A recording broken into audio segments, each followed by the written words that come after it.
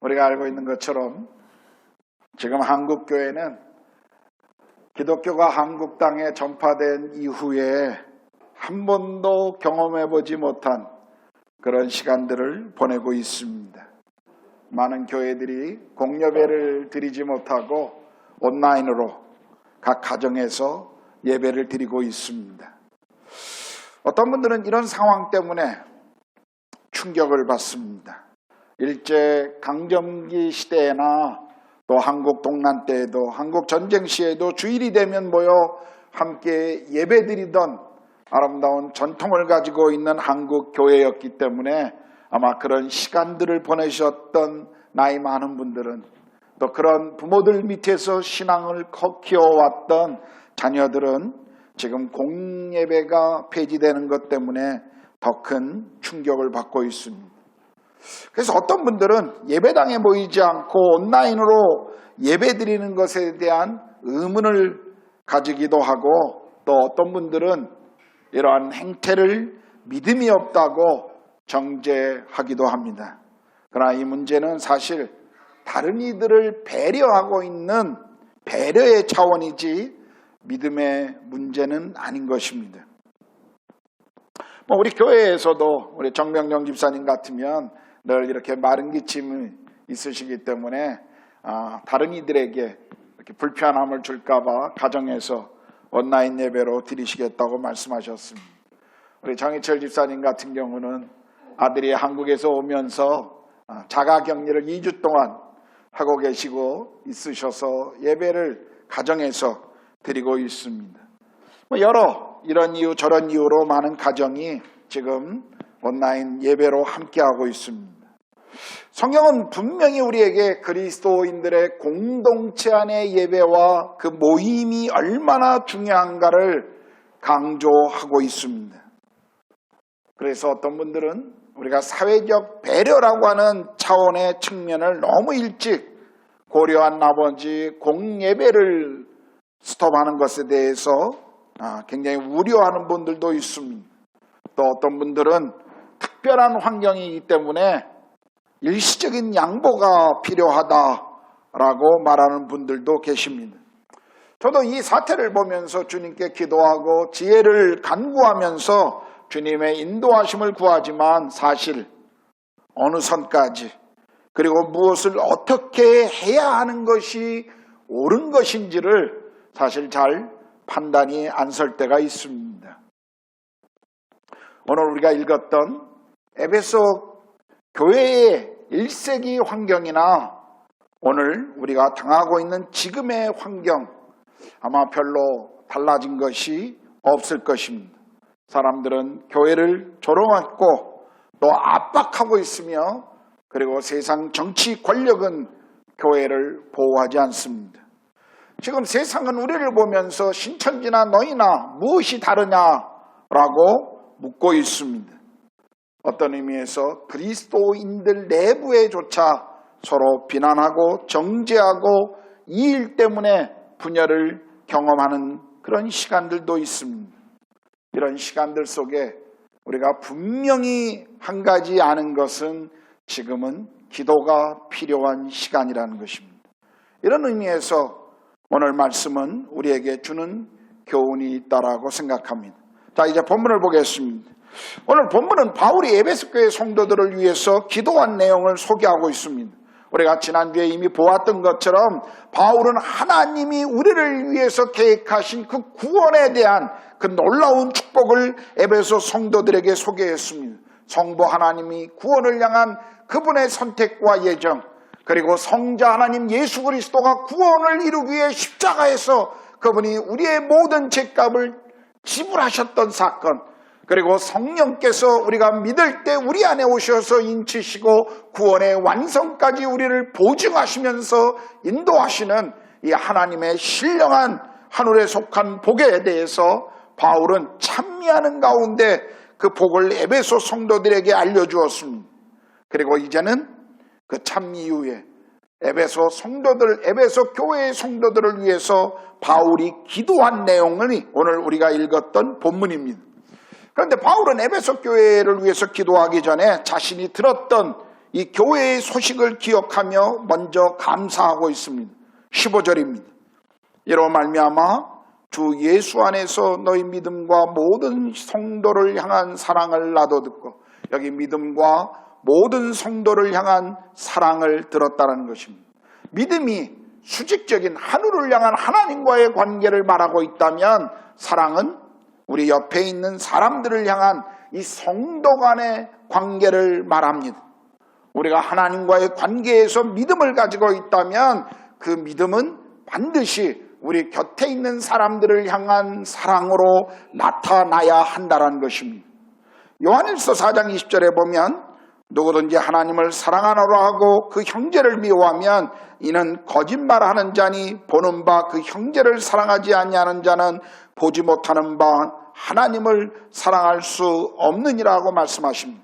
우리가 하나님을 믿노라 라고 고백하면서 우리 이웃 또 다른 사람을 사랑하지 않는다면 그것은 거짓말하는 것이다 라고 사도 요한은 책망하고 있었습니다. 온전한 믿음이라는 것은 우리의 사랑의 실천으로 입증돼야 합니다. 그리고 우리의 성숙한 믿음이라는 것은 우리가 성숙한 믿음이랑 사랑으로 실천될 뿐만 아니라 그 사랑은 믿음으로 우리에게 증명되어야 한다는 사실입니다. 어떤 이들은 하나님에 대한 그 신앙과 열정은 좋은데 다른 사람들을 향한 그 관계에 있어서 늘 쌀쌀맞고 별로 그런 관계들을 제대로 하지 못한다면 이 사람의 믿음은 문제가 있다는 것입니다. 또 어떤 이들처럼 다른 사람들과의 관계는 아주 좋은데 하나님과의 관계가 불투명하다면 이 사람은 신앙 안에서 성숙해가지 못할 것입니다. 여러분, 믿음과 사랑은 분리할 수 있는 것이 아닙니다. 이 에베소 교회는 하나님을 향한 믿음과 곁에 있는 성도들을 향한 그리고 다른 이웃을 향한 사랑을 함께 가지고 있었노라고 바울은 그 소식을 듣고 그리고 감사하고 있었습니다. 자, 바울은 이제 이 감사와 함께 에베소 교회 성도들을 위한 기도를 시작합니다. 그 기도 내용을 보면 첫 번째로 그는 에베소 성도들이 하나님을 알기를 기도하고 있습니다. 17절입니다. 우리 주 예수 그리스도의 하나님 영광의 아버지께서 지혜와 계시의 영을 너에게 주사 하나님을 알게 하시고, 우리 성도들이 첫 번째로 추구해야 될 기도 제목이 무엇일까요? 우리가 첫 번째로 추구해야 할 것은 바로 우리의 신앙의 대상이신 하나님을 올바로 아는 것입니다. 우리가 참 신앙인이 되기 위해서는 우리의 믿음의 대상이신 하나님 그분이 누구신지를 우리가 바로 아는 것이 중요하다는 것입니다. 여러분, 기독교 신앙은 우리가 얼마나 열심히 믿느냐에 초점을 두지 않습니다. 우리의 기독교의 신앙은 우리가 믿는 대상이신 하나님이 누구신가, 그리고 그분과 우리가 어떤 관계를 가지고 있는가에 늘 초점을 맞추고 있습니다. 우리가 믿는 하나님은 어떤 분이십니까? 오늘 본문에서는 그분을 아버지라고, 우리의 아버지라고 그렇게 표현하고 있습니다. 무책임한 아버지가 아니라, 그저 윽박지르고 통제하는 아버지가 아니라 자녀들을 사랑하시고 책임지시고 보호하시고 공급하시는 그 아버지를 우리에게 소개하고 있는 것입니다. 저는 하나님을 표현하는 호칭 중에 이 아버지라고 하는 이 호칭보다 더 좋은 것이 없다라고 생각합니다. 처음 제가 교회에 나갔을 때, 아직 그냥 교회에 출석하고 제가 정말 신앙을 갖지 않았을 때 기도하는 사람들이 하나님을 향해서 아버지라고 표현하는 것이 참 이상스럽기도 했고 또 한편으로는 제게 불편하기도 했었습니다. 그리고 그분을 향해서 아버지라고 부르고 싶었어도 제대로 제가 그분을 아버지라고 부르지 못하고 있는 제 모습을 보았습니다. 그런데 어느 날 제가 신앙을 갖고 정말 하나님과 내가 어떤 관계인가를 알고 난 이후에 그분을 향해서 하나님 아버지라고 부르는데 얼마나 그 호칭이 제게 감격스러웠는지 몰랐습니다. 여러분, 아버지만큼 자식을 위해서 책임을 다하는 사람이 있을까요? 하나님이 우리 아버지이십니다. 하나님이 우리 아버지이시기 때문에 우리의 고난과 우리의 슬픔과 아픔 가운데도 함께 하시는 것입니다. 그분은 우리를 결코 포기하지 않으시고 우리와 함께 하시고 떠나지 않으시는 분이십니다.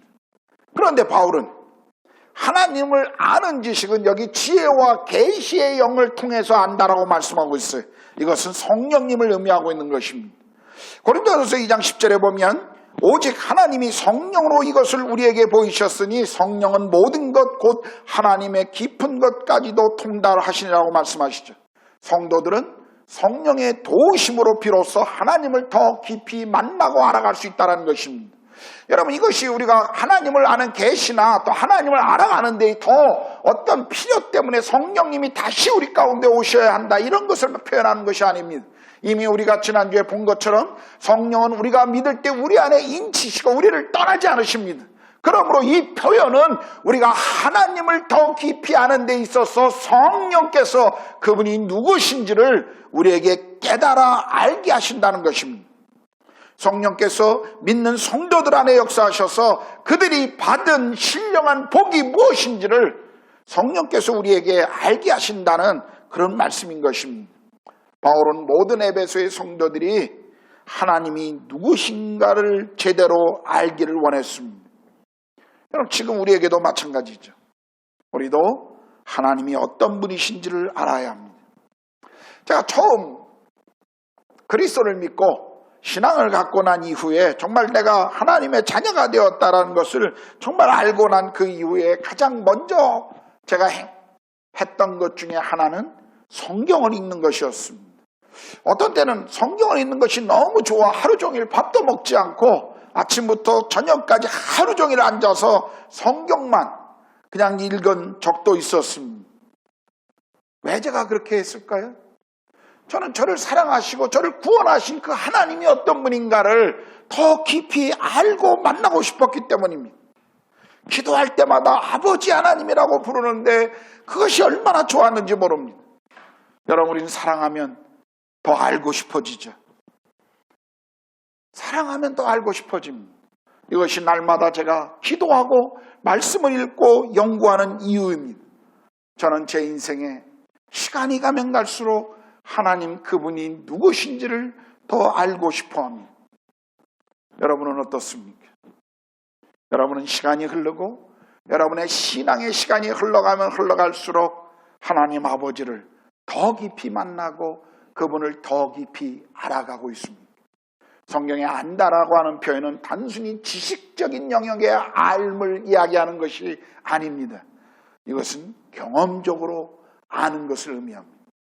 우리는 시간이 흘러갈수록 우리를 만나주시고 우리를 사랑하시고 우리와 함께 하시는 그 하늘 아버지, 그분을 더 깊이 알아가셔야 합니다.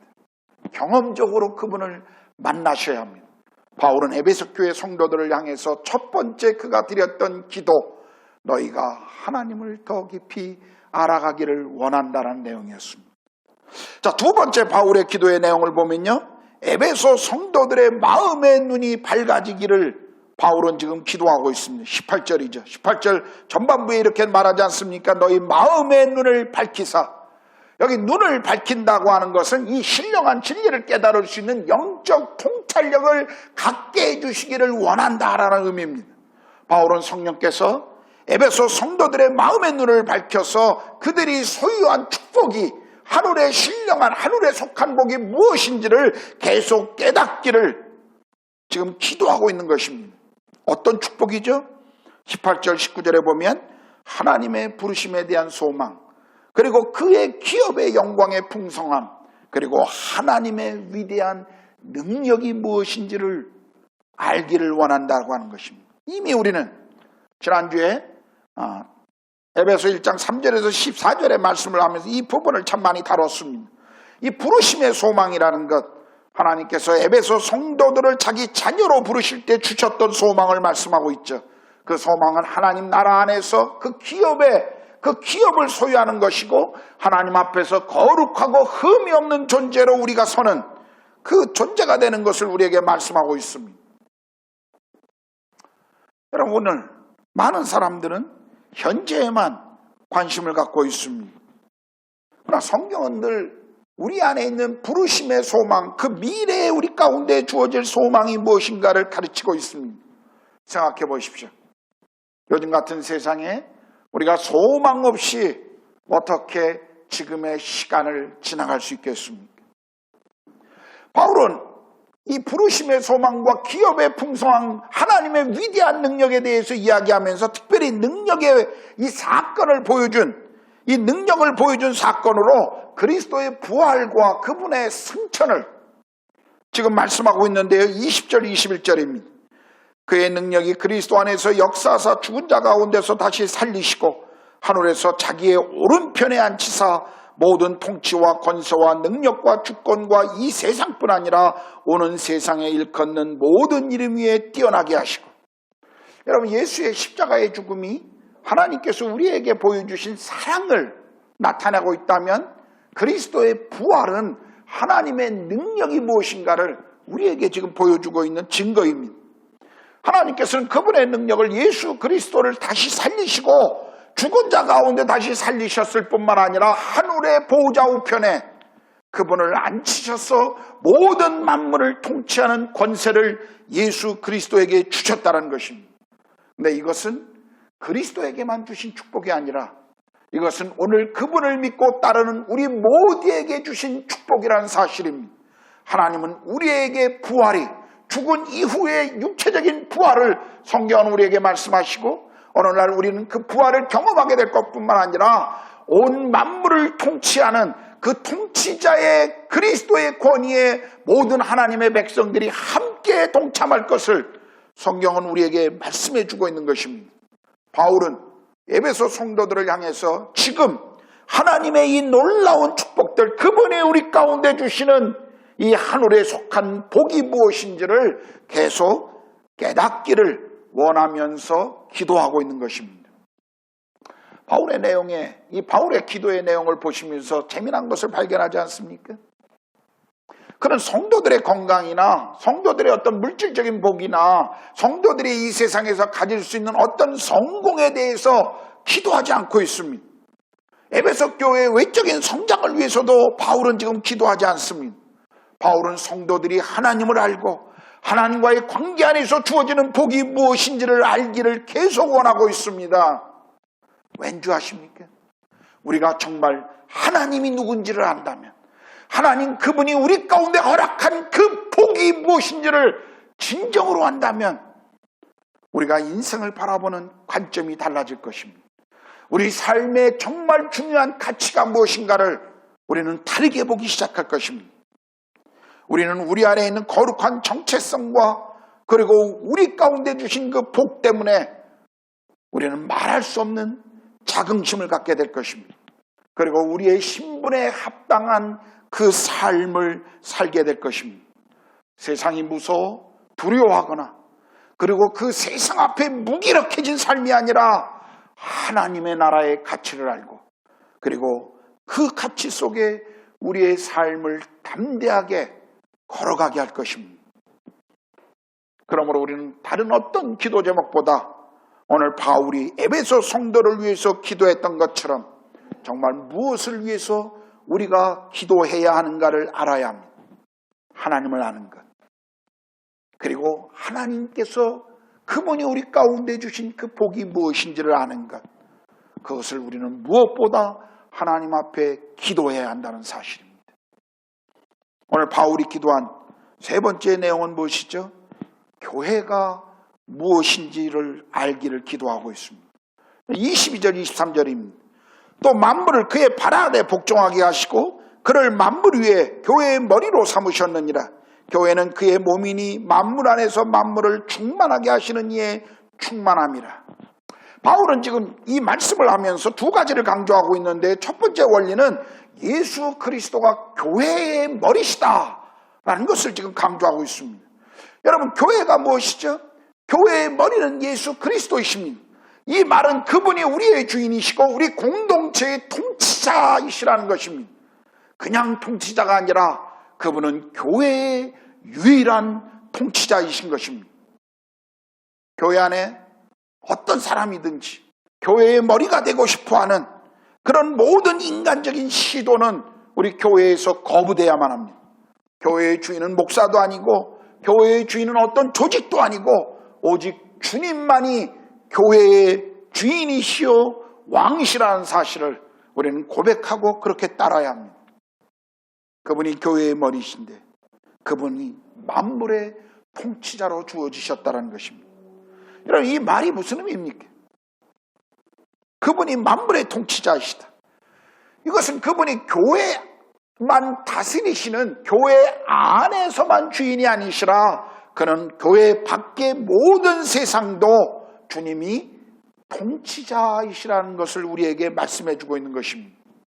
그러므로 우리는 교회 안에서만 영적인 일에서만 주님을 따르는 것이 아니라 이 세상의 모든 영역 속에서 그분이 우리의 주인이시라는 것을 우리는 드러내야 한다는 것입니다. 여러분, 가정, 학교, 우리 국가, 우리가 가지고 있는 문화와 취미, 직장, 이런 모든 영역들이 다 주님의 통치 아래에 있다는 것을 지금 이 말씀은 우리에게 설명해 주고 있습니다. 그러므로 우리는 이 세상에서 그리스도의 주되심을 드러내야 할 책임이 있다는 것입니다. 이것이 우리를 세상에 두신 하나님의 이유요 계획이십니다. 우리가 영적인 것들, 소위 교회 안에서 행해지는 것들만 거룩한 것이라고 생각하는 경향이 얼마나 많이 있습니까? 직장 생활은 그냥 우리의 호구직책으로 돈을 벌어야 하기 때문에 마음에 들지 않고 기쁘지 않지만 그냥 그 일을 이뤄가는, 학생들은 학교에서 공부하는 것이 그냥 죽지 못해서 하는 것처럼, 그리고 교회 와서 찬양하고 성경 공부하는 성도 간의 교제는 거룩하고 하나님이 기뻐하시는 것이라고만 우리가 생각해서는 안 된다는 것입니다. 그분이 모든 만물의 통치자라는 말씀은 그분이 모든 것의 주인이시기 때문에 그 주인을 따르는 우리는 그분이 통치하시는 그곳에서 그분의 뜻을 드러내기 위해 최선을 다하는 삶을 살아야 한다는 것입니다. 여러분, 성막 안에 있었던 대야, 제사장들이 제물을 바치기 위해서 하나님께 나아갈 때 손을 씻었던 그 대야, 그것은 성물이라고 성경은 말하고 있습니다. 거룩한 것이라고 말합니다. 예루살렘 성전 안에 있던 대야, 그것이 여러분의 집에 있는 대야와 어떤 차이가 있습니까? 왜 그것은 거룩한 것이죠?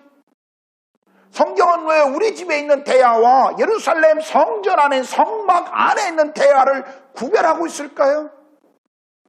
왜냐하면 그것은 거룩한 하나님의 나라, 그분의 예배를 위해서 따로 구별된 거룩한 제사장들이 그 물건을 사용하기 때문에 그 물건을 거룩하다라고 말하고 있는 것입니다. 그렇다면 하나님의 백성들인 우리는, 성경은 우리를 향해서 거룩한 백성, 성도라고 말하고 있습니다.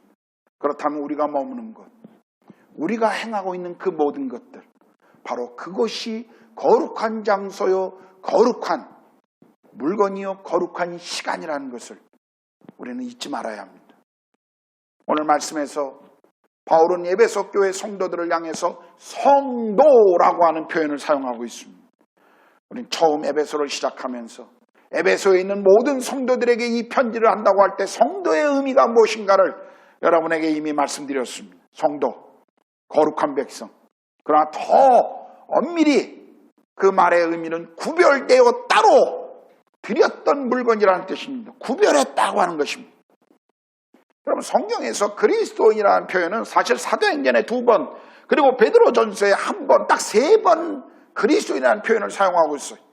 바울 서신 전체에서 바울이 사용했던 신자들을 향한 표현은 성도라고 하는 것입니다. 이 거룩한 백성. 근데요, 요즘 어떻습니까? 우리 그리스도인들조차도 이 성도라고 우리 자신을 부르는 것을 굉장히 미안하게 생각합니다. 만약 제가 여러분 중에 한 분에게 당신은 성도입니까? 라고 질문하면 아마 여기 계신 대부분의 우리 교회 가족들도 아마 이렇게 대답할 것입니다. 아니요, 목사님, 제가 그렇게 살지 못합니다. 우리는 많은 경우에 내가 성도라고 말하는, 성경이 나를 향해서 성도라고 말할 때 그것은 내가 무엇을 하고 있는가에 따라서 그 정체성을 갖는다는 것이에요. 여러분, 성경은 우리가 무엇을 했기 때문에 우리를 성도라고 부른 것이 아닙니다. 성도라고 하나님이 우리를 부르신 것은 우리가 어떤 사람이기 때문에, 우리가 무엇을 했기 때문에 불러진 존칭이 아니라, 호칭이 아니라 하나님이 우리를 위해서 무엇을 하셨는가에 따라 그 결과로 주어진 호칭이라는 것을 우리는 잊지 말아야 합니다. 우리는 지난주에 예수 그리스도의 구원 사역을 보면서 그분이 우리 죄를 위해 대속하신 그 대속의 은혜를 우리는 이미 나누었습니다. 우리는 죄와 허물로 죽었던 사람들이었습니다. 하나님 앞에 설 수 없었던 저주받은 죄인들이었습니다. 그런데 그리스도가 오시고 그분이 십자가에 죽으시고 부활을 하심으로 우리의 모든 죄값을 그분이 대신 지불하셨다는 것입니다. 속량하셨다는 것입니다. 그분이 우리의 모든 죄, 과거와 현재와 미래의 모든 죄를 그분이 용서하심으로 우리가 하나님 앞에 거룩한 존재로 설 수 있게 되었다는 뜻입니다. 그래서 하나님이 우리를 거룩한 당신의 백성이라고, 성도라고 부르고 있다는 것입니다. 우리는 성도입니다. 예수 그리스도의 피가 우리의 죄를 완전히 덮어버렸기 때문에 하나님은 우리의 죄와 허물을 다시는 기억하지 않는다라고 말씀하신 것입니다. 바울이요, 이 단어를 사용하면서 우리가 어떻게 사느냐, 그것에 따라서 붙여진 이름이 아니라는 것입니다. 하나님께서 우리를 위해서 어떤 일을 하셨기 때문에 우리에게 그 이름이 붙여졌는가를 바울은 늘 강조하고 있습니다. 여러분, 우리가 우리 자신을 어떻게 느끼고 있느냐가 중요한 것 아닙니다. 다른 사람들이 우리를 어떻게 느끼고 있느냐가 중요한 것이 아닙니다. 정말 중요한 것은 하나님 그분이 우리를 어떻게 부르시고 있느냐가 중요한 것입니다. 우리는 성도입니다. 예수 그리스도의 그 보혈 때문에 우리는 구속받고 속량된 하나님의 거룩한 백성들인 것입니다. 그것은 전적으로 하나님이 우리를 인정하신 것입니다. 여러분, 우리의 어떤 영적인 믿음이나 우리의 어떤 도덕적인 높은 행위 때문에 우리가 성도라고 불림받은 것이 아니라 전적으로 하나님께서 예수 그리스도를 통해 우리 가운데 행하신 그 일, 그 은혜의 십자가의 사랑 때문에 우리는 성도라고 부름받은 사람들입니다. 그러므로 우리는 거룩한 백성들입니다. 우리가 거룩한 하나님의 백성들이라면 우리가 있는 곳이 거룩한 장소인 것입니다. 우리가 행하는 것이 거룩한 것이에요.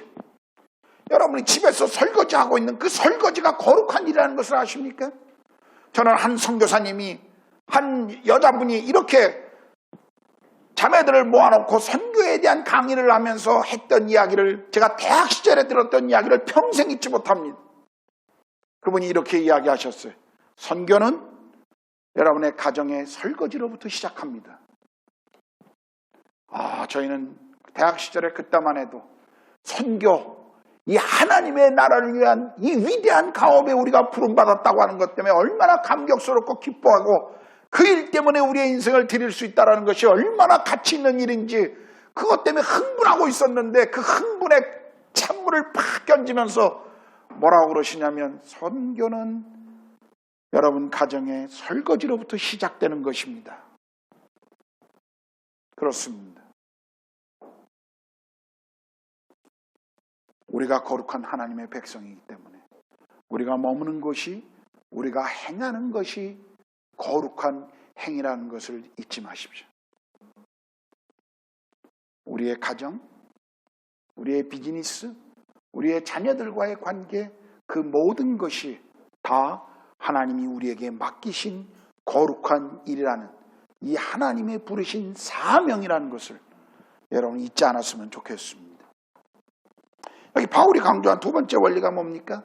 첫 번째 원리는 교회는 그리스도가 머리시다라는 것이었다면, 두 번째는 교회는 그리스도의 몸이다라는 것입니다. 성경은 교회를 여러 가지로 표현하고 비유하고 있습니다. 그리스도의 신부, 하나님의 백성, 하나님의 왕국, 별의별 말을 다 표현하지만 저는 특별히 교회가 그리스도의 몸이다라고 하는 이 표현을 가장 좋아합니다. 아마 여러분들이 제게 성경 공부를 배울 때나 성경 공부할 때나 아니면 설교할 때나 제가 늘 쓰는 교회에 대한 표현 중에 몸된 지체라고 하는 그 단어를 참 많이 사용하고 있다는 것을 아마 아는 분들도 있을 거예요. 왜냐하면 저는 이 표현을 너무 좋아합니다. 우리가 교회를 그리스도의 몸이다라고 표현한다면 이것은 그리스도와 우리가 어떤 관계가 될 것인가를 우리에게 보여주고 있죠. 머리와 몸이 하나이듯이 교회와 그리스도는 분리될 수가 없습니다. 그리고 모든 몸의 지체들이 머리의 통치를 받고 머리의 다스림을 받는 것처럼 몸된 교회 공동체는 그리스도의 통치를 받아야 합니다. 그런데요, 우리는 머리 대신 그리스도의 다스림을 받는다는 그 의미와 함께 몸이다라고 할 때는 우리는 성도 간의 서로 간의 관계도 이 단어 안에 들어있다는 것을 우리가 잊지 말아야 합니다. 바울은 로마서 12장과 고린도서 12장에 은사를 다루면서 특별히 몸이라고 하는 것을 강조하고 있습니다. 성령께서 우리에게 주신 은사들이 왜 중요한가요? 왜 필요한가요? 하나님이 성령님이 우리에게 주신 은사들은 몸된 지체를 위해 사용하라고 주셨다는 것입니다. 그러므로 하나님이 우리에게 주신 은사를 우리가 몸의 다른 지체들을 위해 사용하지 않는다면 그 은사는 하나님이 주신 목적에서 벗어나 있다는 것입니다. 바울은 고린도전서 12장에 보면 특별히 우리의 몸에 눈이 발더러 너는 필요 없다라고, 손이 발더러 너는 필요 없는 존재라고 말할 수 없다라고 이야기합니다. 왜냐하면 우리 몸의 모든 것이 연약해 보여도 그것이 우리 몸에는 중요한 가치를 가지고 있는 존재이기 때문이라고 말하고 있습니다. 우리 몸에는 필요 없는 것들이 없죠. 우리가 평소에 불필요해 보일지 모르지만 그러나 그것이 필요할 때 얼마나 요긴한 존재인가를 우리가 아는 것처럼 교회도 마찬가지입니다. 우리 교회는 그리스도의 몸입니다. 우리 모든 성도들은 이 공동체 안에 서로에게 주어진 하나님의 가족의 지체들인 것입니다. 여러분, 교회가 교회다움을 드러낼 때가 언제인가요? 많은 사람들이 모여서 아름다운 찬양대를 가지고 그리고 훌륭한 프로그램과 조직을 가지고 하나님을 예배할 때 그 교회의 교회다움이 드러날까요? 아니요.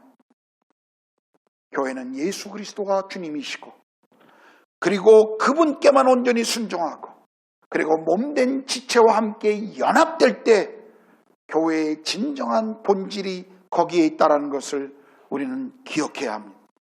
그러므로 교회가 그분의 몸이라고 하는 것을 표현할 때 이 단어는, 이 표현은 우리에게 교회의 회원됨이 무슨 뜻인가를 가르치고 있다는 것을 우리가 알아야 합니다. 우리가 교회의 회원이 된다는 것. 그것은 우리가 내 옆에 앉아있는 다른 이들과 함께 연결되어 있다는 것을 말씀하고 있다는 것입니다. 다른 이들의 일부가 된다는 뜻입니다. 서로에게 책임이 있다고 하는 것을 말씀해 주고 있는 것입니다. 여러분, 성도들은 함께 영원히 함께 가는 사람들입니다.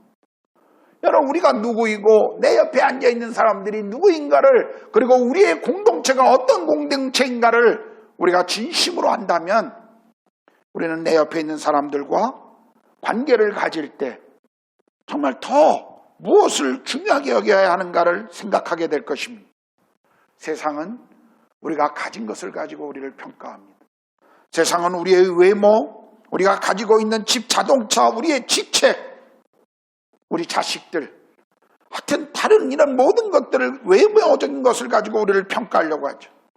그래서 남들보다 조금 더 가지고 있으면 의시되고, 남들보다 좀 못하면 열등감과 그리고 그것을 더 가지려고 노력하는 우리의 모습을 얼마나 많이 우리가 경험하고 있습니까? 나보다 좀 더 가진 사람과 가까이 하려고 하고, 나보다 좀 못한 사람들은 내 관계 속에서 밀어내려고 하는 것, 그게 세상이 오늘 사람들과의 관계 속에서 갖는 방법 아닙니까? 그런데요, 성도된 우리는, 교회의 몸된 가족의 지체가 된 우리는 그 사실을 정말 안다면 내 옆에 있는 또 다른 우리의 형제 자매들이 어떤 존재인가를 우리가 안다면 우리는 세상과 다른 방법으로 관계를 갖기 시작할 것입니다.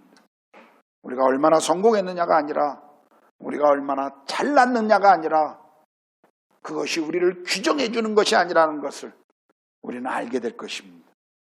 하나님 우리를 성도로 부르셨습니다. 우리 옆에 있는 형제자매들을 하나님은 동일한 거룩한 백성이라고 우리를 불러주셨습니다. 여러분 생각해 보십시오. 때로 어떤 때 교회 안에서 저 사람은 우리 교회에 오지 않았으면, 남에게 소개할 때 좀 우리 교회 교인이라고 소개하지 않았으면, 그런 사람들 있지 않습니까? 어떤 때 피하고 싶은 사람들, 어떤 사람들이 가지고 있는 약점과 그 연약함 때문에 가까이 하고 싶지 않은 사람들, 그런 사람들이 있다라고 우린 참 많이 생각합니다. 그런데요, 정말 우리가 깊이 생각하면요, 남이 피하고 관계하고 싶지 않은 그 사람이 바로 나라는 것을 우리 알아야 합니다. 내가 다른 사람들을 그렇게 대하고 있으면요, 그 사람도 나를 그렇게 대하는 거예요. 그런데 우리는 그렇게 대할지 모르지만 하나님은 우리를 여전히 성도라고, 하나님의 백성들이라고 우리를 부르고 있다는 것입니다. 우리가 창피함을 좀 느끼거나 좀 우리가 생각할 때 무례하다라고 생각하는 사람들조차도 우리 공동체에 좀 어울리지 않는 사람이라고 생각할지 모르지만, 그러나 여전히 하나님은 우리를, 그런 사람들을 모아 거룩한 하나님 나라의 백성들의 공동체로, 교회로 묶으셨다는 사실을 잊지 말아야 합니다. 우리가 왜 함께 가야 합니까? 우리는 함께 가면서 서로를 배우는 것입니다. 우리는 함께 가면서 서로 품어주고, 함께 가면서 서로 기도하고, 함께 가면서 격려해 줌으로 하나님을 알아가고, 그리고 서로를 통해서 그렇게 배워가는 존재가 되는 것입니다. 우리는 우리 곁에 있는 형제자매들을 결코 포기해서는 안 됩니다. 우리를 곁에 두게 하신 우리 곁에 있는 형제들, 그 형제들은 하나님이 나를 선택하신 것처럼, 그리고 나를 부르신 것처럼 동일한 하나님의 은혜로 부르심을 받은 존재들이라는 것을 우리는 잊지 말아야 합니다. 우리는 함께 가면서 서로를 기도하고 품어주고, 그리고 연약한 자들이 자라가고 주님을 더 알아가는 그 공동체가 되어가는 것. 하나님이 그것 때문에 우리를 함께하는 공동체로 묶으신 것입니다. 이것이 살아있는 공동체의 모습입니다. 우리가 정말 이것을 확인하지 않으면 우리 공동체의 의미가 없어요. 여러분, 공동체라는 것이 우리 예배 장소에 모이고 있는 이 자리가 우리의 공동체의 모습입니까? 이것이 우리가 교회가 무엇인가를 보여주고 있는 장소인가요?